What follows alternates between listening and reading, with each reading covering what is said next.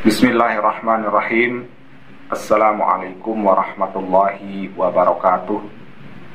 Saudaraku yang beriman, marilah sejenak kita simak kajian dari guru kita Al-Maghfurulahu Syekh Ali Jaber, sekaligus mengenang beliau dan memetik hikmah, ilmu dan amalan di dalam kajian ini yang insya Allah akan menjadi suatu kebaikan bagi kita untuk menjalani kehidupan sehari-hari. Marilah kita simak bersama-sama. Yang perlu kita perhatikan adalah Al-Quran. Man arada ad-dunya fa'alayhi bil-Quran, wa man arada al-akhirah fa'alayhi bil-Quran, وَمَنْ أَرَادَ الدُّنْيَا وَالْآخِرَةَ فَعَلَيْهِ بِالْقُرْآنِ. Barang siapa yang ingin dunia, jagalah Al-Quran. Barang siapa yang ingin akhirat, jagalah Al-Quran. Barang siapa yang ingin dua-duanya, dunia dan akhirat, jagalah Al-Quran.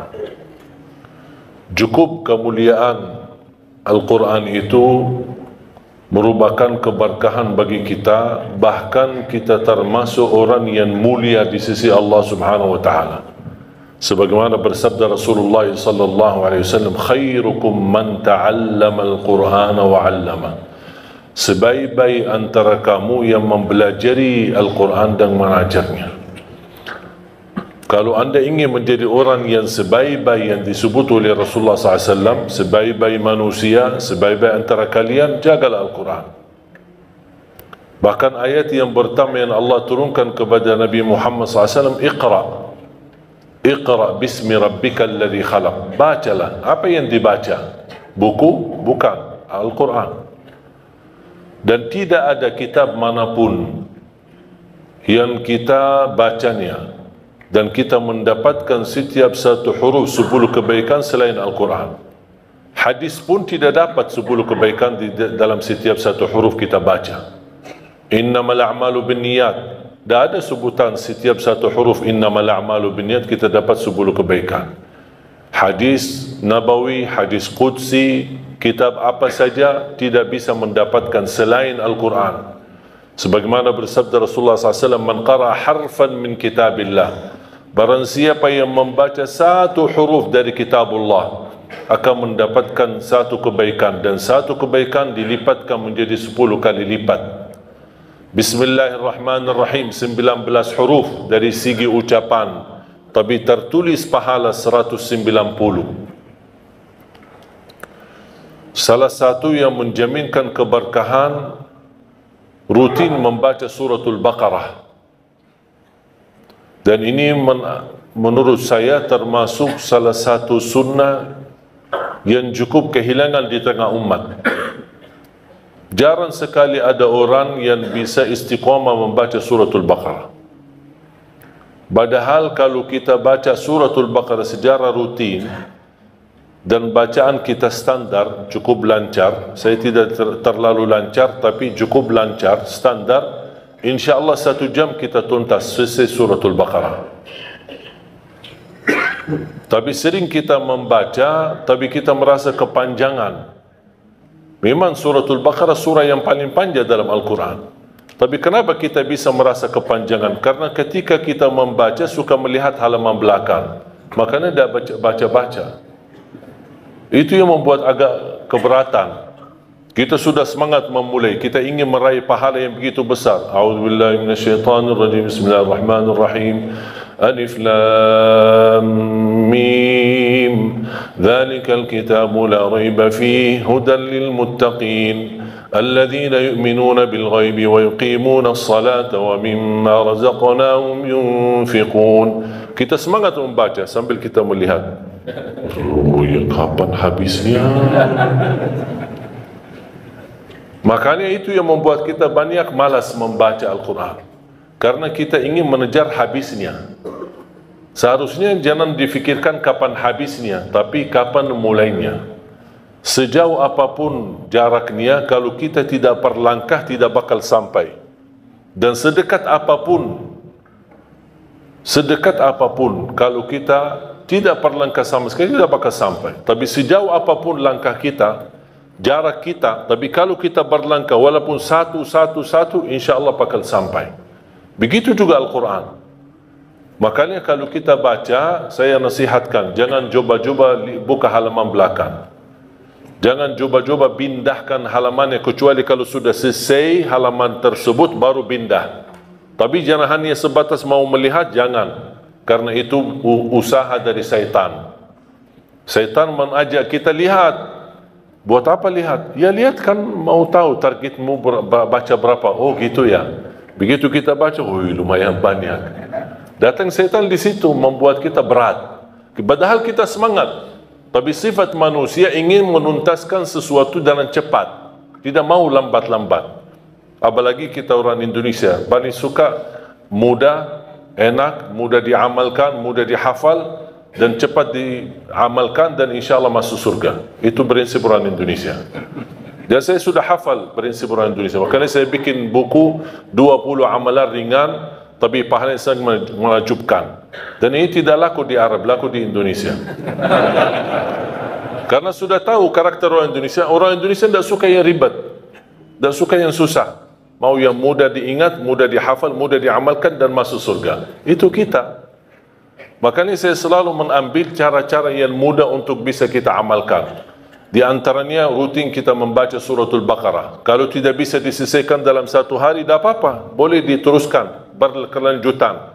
Satu hari ini berapa kita mampu, nanti besok kita lanjutkan, sampai selesai habis suratul Baqarah. Begitu habis, ulang lagi. Kenapa?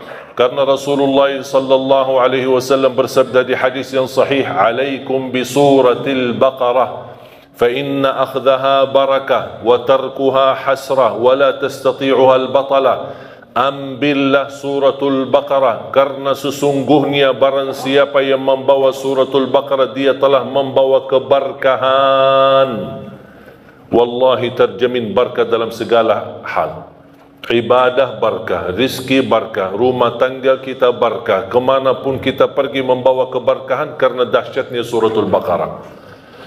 Barang siapa yang meninggalkan suratul Baqarah, kata Rasulullah, bakal nyesal. Mau enggak kira-kira jadi orang yang nyesal? Wala tastati'uha al-batala. Dahsyatnya kekuatan suratul Baqarah tidak bisa dilawan oleh syaitan, godaan, jin, alam gaib, makhluk, godaan, gangguan. Ini semua mereka, tukang dukun, tukang sihir, tukang ramal, mereka semua tidak bisa melawan suratul Baqarah. Saking dahsyatnya dan kuatnya suratul Baqarah. Bahkan Al-Baqarah itu merupakan ruqyah untuk diri sendiri. Jangankan suratul Baqarah sendiri mulia, satu ayat di dalam suratul Baqarah, ayat kursi, satu ayat, sebagaimana bersabda Rasulullah SAW, "Man qara'a ayat al-kursi dubra kulli salatin laysa bainahu wa bainal jannati illa yamut." Barang siapa yang membaca ayat kursi setiap habis salat fardu, dijamin masuk surga. Tidak ada sesuatu yang menghalanginya kecuali menunggu mati. Coba bayangkan, cuma satu ayat jaminan masuk surga. Kalau satu ayat kursi jaminan masuk surga, kira-kira gimana suratul Baqarah? Gimana lagi 30 juz Al-Quran?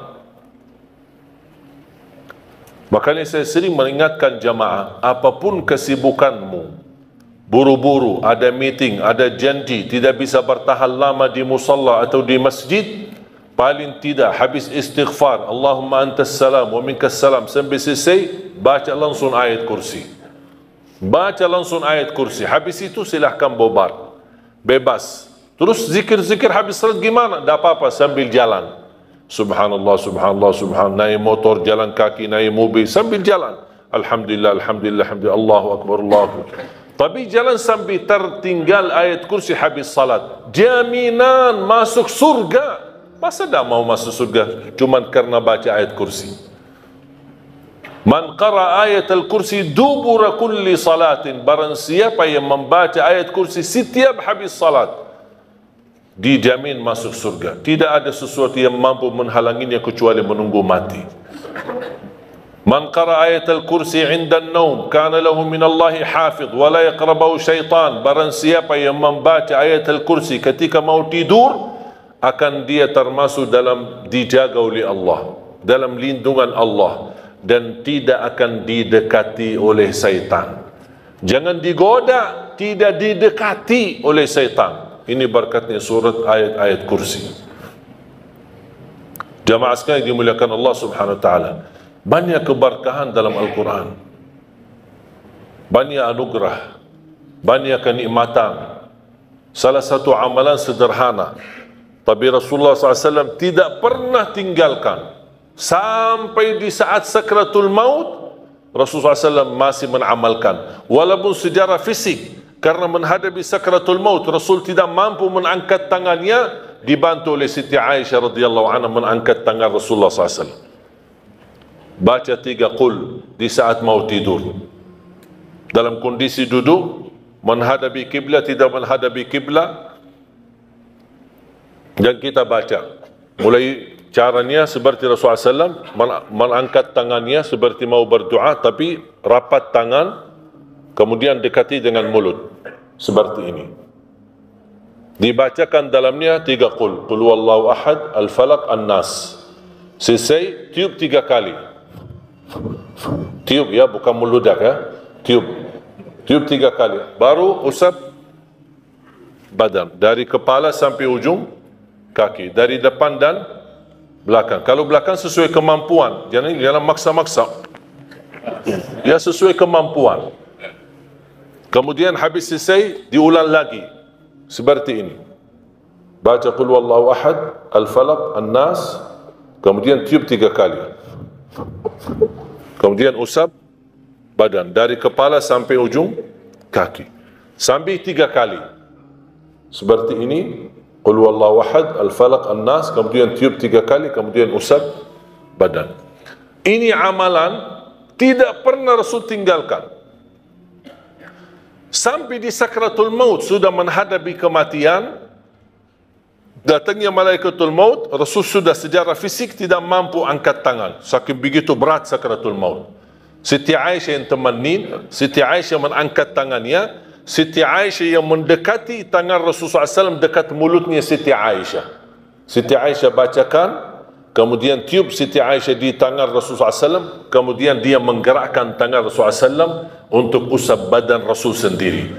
Kata Aisyah radhiyallahu anha, karena tangan Rasulullah jauh lebih berkah daripada tanganku. Makanya Siti Aisyah menggunakan tangan Nabi Muhammad SAW. Boleh kita berarti dalam contoh ini, kalau kita punya anak-anak sudah tidur duluan, kita boleh bacakan sambil tiup tangan kita, kemudian usap badan anak-anak kita. Wallahi amal itu dahsyat. Gangguan, sihir, hasud, mata orang, dengki, macam-macam orang yang mau menyakiti kita, InsyaAllah dalam lindungan Allah Subhanahu wa ta'ala. Disumbuhkan dari segala penyakit rohani maupun jasmani. Dan ini disunnahkan setiap waktu mau tidur di malam hari. Berarti subhanallah, setiap kita ada ikatan sama Al-Quran, selalu kita akan dijaga oleh Allah Subhanahu wa ta'ala. Bapak ibu jamaah sekalian, tugas kita cuma satu, berkenan temani Al-Quran di dunia. Berkenan temani Al-Quran di dunia, berteman sama Al-Quran di dunia. Itu hanya tugas kita, itu aja. Tahu nggak apa yang akan dibalas oleh Al-Quran? Kalau kita berkenan berteman sama Al-Quran di dunia, Al-Quran akan balas bukan hanya satu, tapi banyak sekali. Al-Quran akan berkenan temani kita di dunia. Al-Quran akan berkenan temani kita saat sakratul maut. Al-Quran akan berkenan temani kita saat kita di alam kubur, hayat barzakh, sendirian. Al-Quran akan temani kita saat menghadapi munkar nakir. Al-Quran akan temani kita saat dibangkitkan oleh Allah Subhanahu wa ta'ala. Al-Quran akan temani kita saat dihisab. Al-Quran akan temani kita saat jalan di atas sirat menuju surga. Apakah begitu sampai ke pintu surga Al-Quran melepaskan? Tidak. Al-Quran masih berkenan temani kita sampai masuk surga. Apakah begitu masuk surga Al-Quran meninggalkan? Tidak. masih Al-Quran bersama kita sampai naik ke darjat yang tertinggi di dalam surga Allah. Kata Rasulullah sallallahu alaihi wasallam, yuqalu liqari al-Quran, iqra warqa warattil kama kunta turattilu fid dunya fa inna manzilataka 'inda akhir ayatin taqra'uha. Sebagaimana kata Rasulullah SAW, nanti ahlul Quran di dalam surga disuruh baca, naik, baca, naik, dan tertil sebagaimana kamu tertil di dunia, karena posisimu di mana kamu berhenti baca, itulah derajatmu di dalam surga Allah SWT. Kata Siti Aisyah radhiyallahu anha, adadu darajatil jannah bi'adadi ayat Al-Quran, falaysa fi ahli al-jannati a'la darajatan min ahli Al-Quran. Jumlah tingkatan dalam surga Allah sesuai jumlah ayat Al-Quran. Oleh karena itu tidak ada yang lebih tinggi di dalam surga Allah daripada ahlul Quran.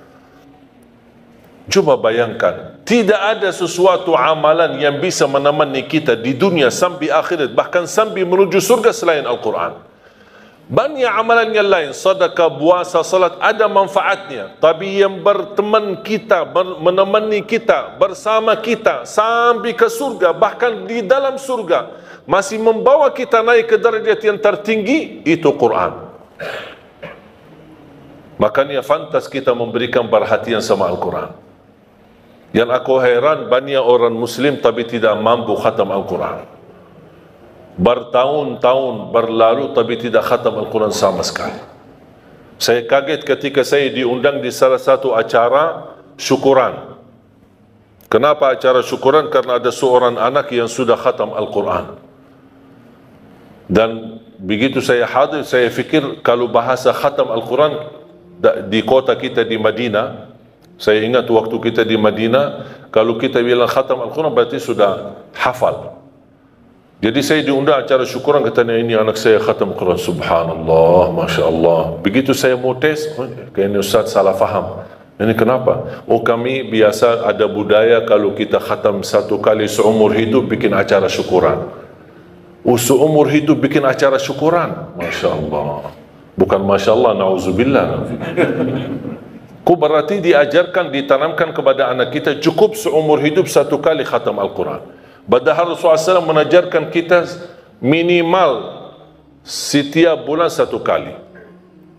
Kalau Rasulullah SAW punya kebiasaan setiap minggu satu kali.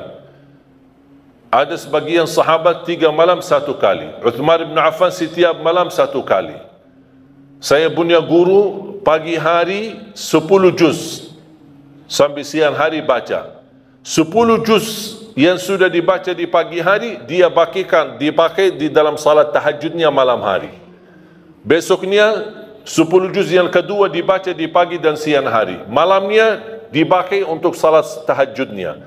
Hari ketiganya 10 juz yang terakhir juga di malam hari digunakan untuk salat tahajudnya. Berarti dia dalam 3 hari khatam 2 kali.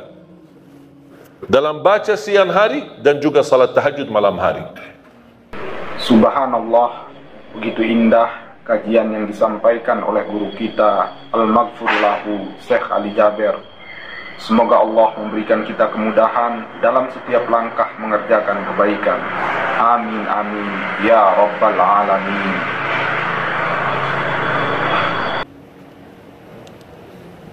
Pertanyaan saya, Bapak Ibu sudah berapa kali khatam Quran? Ada seorang ulama ketika menghadapi sakratul maut, istrinya menangis. Kata suaminya, jangan sedih, aku sudah berhasil mengkhatam Al-Quran di rumahku sendiri 5.000 kali. Imam Syafi'i setiap Ramadan khatam 2 kali dalam setiap hari, 60 kali dalam satu Ramadan.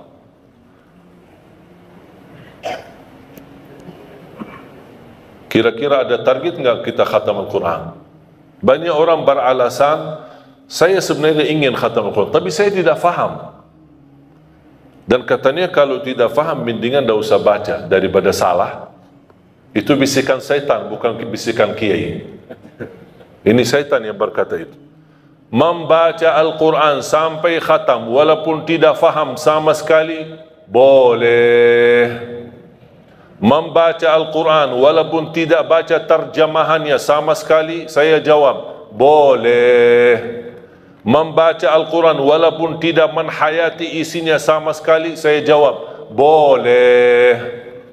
Terus gimana kalau kita baca tidak faham? Tetap dapat 10 kebaikan dari setiap satu huruf. Itu dapat. Terus kalau kita mau lebih daripada 10 kebaikan, kalau kita baca dan faham, oh lebih tinggi lagi pahalanya. Kalau kita menhayati, jauh lebih mulia lagi pahalanya. Kalau kita mengamalkan, lagi jauh lebih besar mulianya di sisi Allah SWT. Kalau tidak bisa semuanya, jangan tinggalkan semuanya. Oh ternyata aku orang awam cuman bisa baca, alhamdulillah, tidak rugi, dapat setiap satu huruf 10 kebaikan. Kira-kira mudah nggak kita khatam Al-Quran setiap bulan 1 kali? Kira-kira mudah nggak, Pak? Mudah nggak? Jangan ngantuk dulu kok. 1 bulan 1 kali, bisa? Kira-kira bisa nggak? Saya kasih cara mudah. 1 hari 1 juz, 30 hari 30 juz. Coba sama-sama. 1 hari 1 juz, 30 hari 30 juz. Lagi? 1 hari 1 juz, 30 hari 30 juz. Lagi? 1 hari 1 juz, 30 hari 30 juz. enteng kan? Enteng banget. Bagi banget lagi. Mudah sekali, tidak sulit. Tahu nggak Bapak Ibu kita butuh berapa lama untuk khatam 1 kali? Pernah nggak Anda coba? Saya pernah coba. Pakai HP dan timer. Habis subuh saya baca dari Al-Baqarah, Al-Fatihah, Al-Baqarah dan seterusnya sampai zuhur. Tiba waktu zuhur saya off timer. Salat zuhur, habis zuhur on timer, lanjut. Sampai asar, off timer. Salat asar, habis asar, on timer, saya lanjut. Kira-kira saya butuh berapa lama khatam 30 juz? Tahu nggak hasil hitungan timer berapa? 10 jam, tamat 30 juz. 10 jam, tamat 30 juz. Sedangkan masih ada banyak orang 24 jam tidak bisa 1 juz. Malu nggak kita? 10 jam cukup khatam 30 juz. Ada banyak orang 24 jam tidak mampu 1 juz. Alasannya sibuk, belum ada waktu. Saya pernah praktik. Yang menjadi masalah sebenarnya terganggu dengan HP. Menurut saya ini HP musibah akhir zaman. Bisa digunakan kebaikan, bisa menantarkan ke surga, bisa juga menantarkan ke neraka. Tinggal kita milih. Saya menemukan dan terbukti secara nyata HP ini mengganggu. Saya baca 3 juz. Maaf, saya baca 10 juz dalam waktu 3 jam. Khatam 3 jam lebih sedikit, 10 juz. Saya cuba 10 juz yang sama di waktu 3 jam, tapi ada HP. Baca sebentar, WA sebentar. Baca sebentar, angkat telepon sebentar. Baca sebentar, jawab ini jamaah sebentar. Tahu nggak hasilnya? Sudah selesai 3 jam, saya cuma dapat 2 juz, tak sampai 3 juz. Baru saya tahu, ini dia yang bikin masalah. Masalahnya bukan kita sengaja membuat ganggu aktivitas ibadah, tetapi kita tidak sadar. HP ini tidak sadar kita sudah terlalai dari waktu.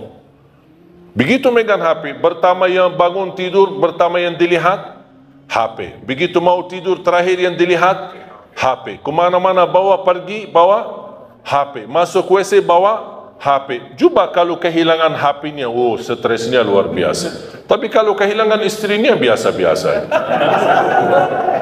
Jadi jamaah sekalian, sungguh ini HP sangat mengganggu aktivitas ibadah. Coba saya sekarang minta, anda ketika baca Quran, tolong dijauhkan HP.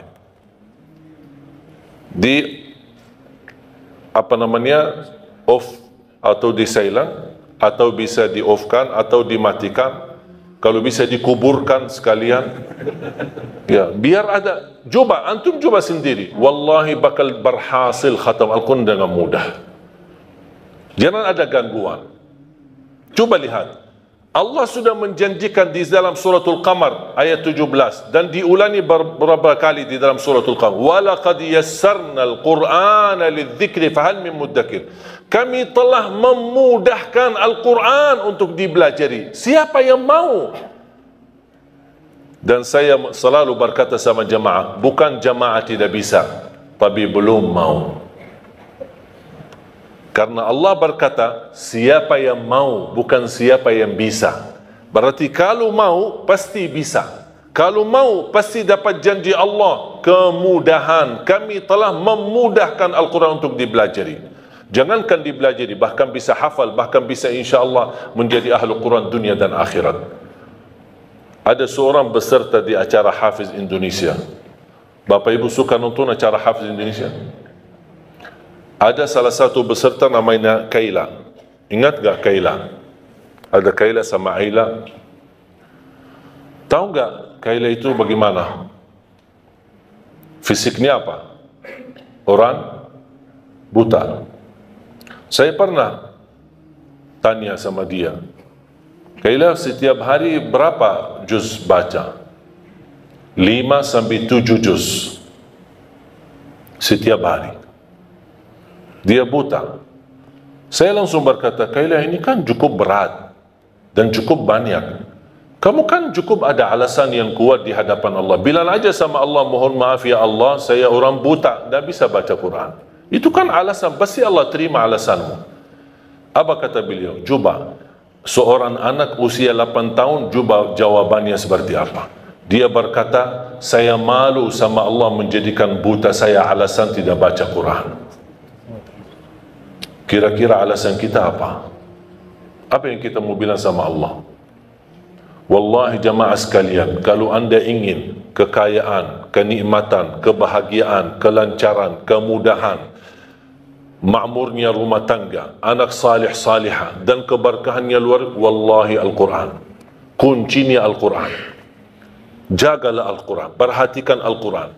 Segala aktivitas Al-Quran, sedekahnya pun untuk program Al-Quran. Di mana ada program, misal di PT ini, di Indosat ini ada program Al-Quran, ayo dukun program Al-Quran, dukun program tahfiznya. Kenapa? Wallahi berkahnya luar biasa.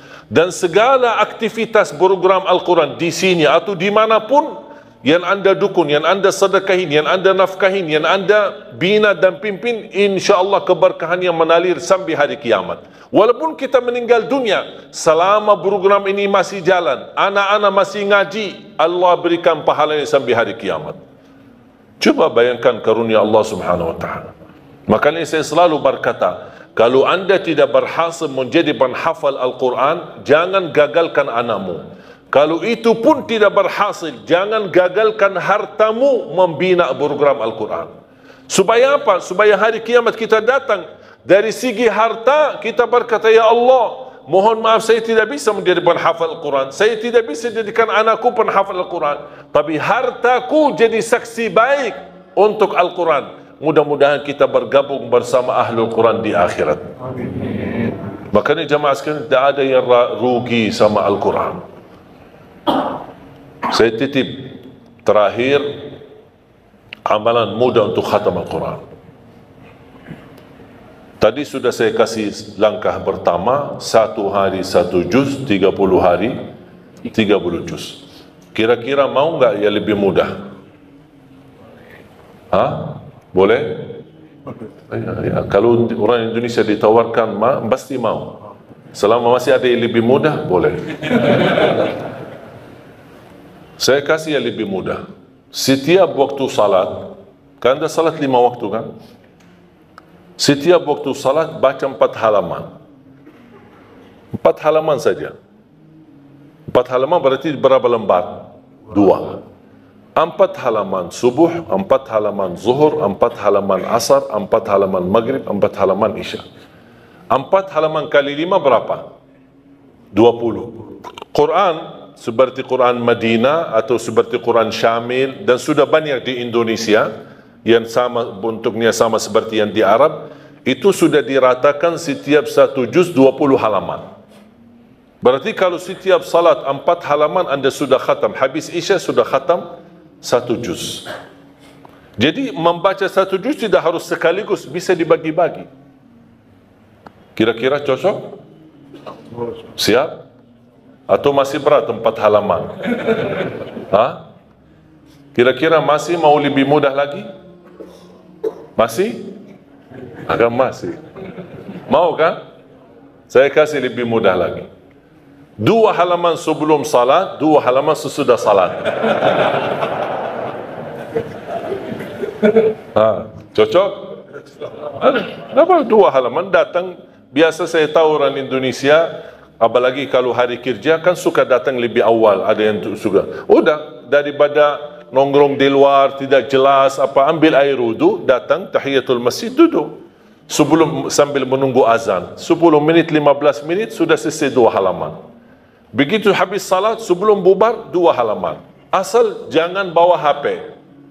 Kalau sudah mulai megang HP, oh itu dah terganggu. Akhirnya tidak, melur waktunya, tidak bisa istiqamah. Cocok? Siap? Saya tidak akan tanya bisa, karena saya yakin bisa. Yang saya tanya, mau atau tidak? Kalau mau, pasti bisa. Mau lebih mudah lagi?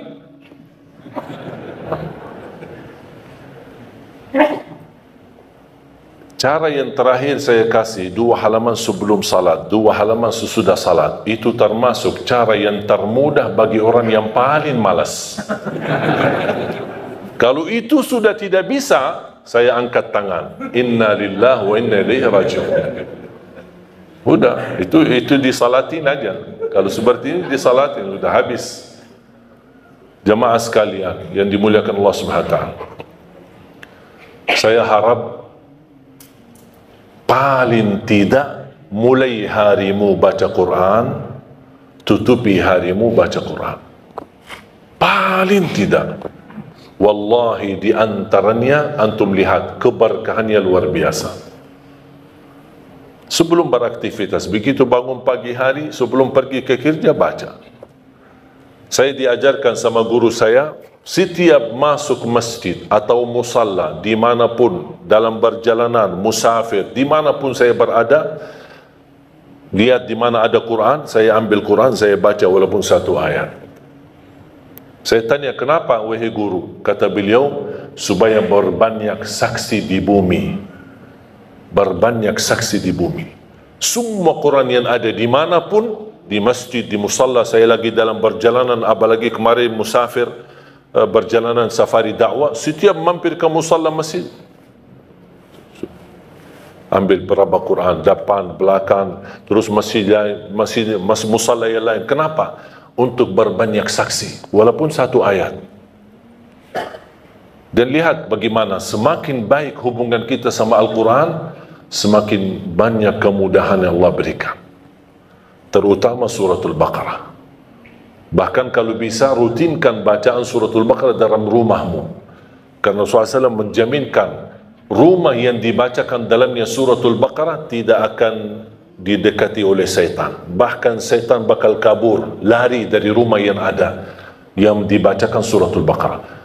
Al-baitul ladzi tuqra'u fihi suratul Baqarah yafirru syaitanu minh atau yanfiru syaitanu minh.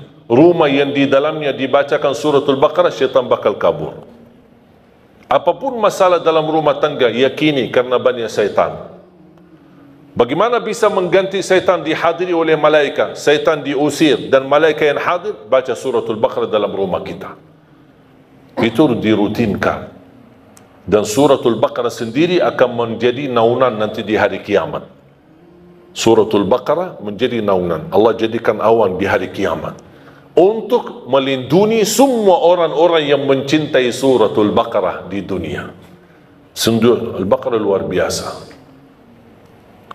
Mudah-mudahan Al-Baqarah ini dan Suratul Quran, Ayat Al-Kursi dan surah-surah Al-Quran membawa keberkahan bagi kita semua. Mudah-mudahan saya doakan semoga jemaah semua yang hadir menjadi ahlul Quran, penghafal Al-Quran, berakhlak-akhlakul Quran, para pencinta Al-Quran, dan bersama keluarga menjadi keluarga dan keturunan penghafal Al-Quran. Yang besok anak-anak kita yang menghadiahkan mahkota untuk orang tuanya, yang bisa mengangkat dan membawa syafaat untuk kita semua Al-Quran. Amin ya Rabbal Alamin. Semoga bisa berikan bermanfaat. Semoga semua yang hadir bisa semangat istiqamah membaca Al-Quran, dirutinkan walaupun sedikit demi sedikit, tetapi istiqamah jauh lebih banyak daripada terputus. Mudah-mudahan kita mampu istiqamah walaupun minimal, mulai harimu baca Quran, tutupi harimu dengan membaca Al-Quran. Barang siapa yang ingin bicara sama Allah, jagalah salat. Barang siapa yang ingin mendengar Allah berbicara, jagalah Al-Quran. Alhamdulillah, itulah tadi kajian yang indah dari guru kita Al-Maghfurullahu Syekh Ali Jaber. Semoga menjadi amal jariah beliau dan diberikan tempat yang mulia di sisi Allah Subhanahu wa Ta'ala. Amin amin ya Rabbal Alamin. Wassalamualaikum warahmatullahi wabarakatuh.